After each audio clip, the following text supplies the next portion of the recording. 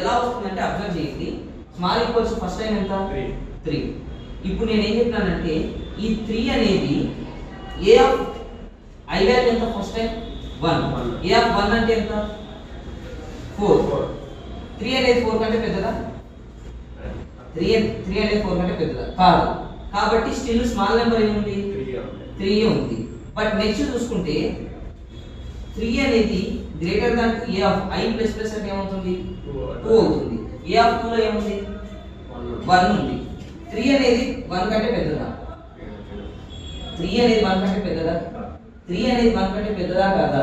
పెద్దది. 3 పెద్దదా కాదా 1 కంటే? సో కండిషన్ సాటిస్ఫై అయినప్పుడు నేను ఏం చెప్తున్నాను స్మాల్ ఈక్వల్స్ టు ఏదైతే ఏ ఆఫ్ ఐ వాల్యూ ఉందో అది రమ్మని చెప్తున్నాను. సో ఇప్పుడు స్మాల్ ఎంత 1. స్మాల్ 1 అయితే నెక్స్ట్ 1 అనేది A of greater than 2 I and next 3 ఉంది.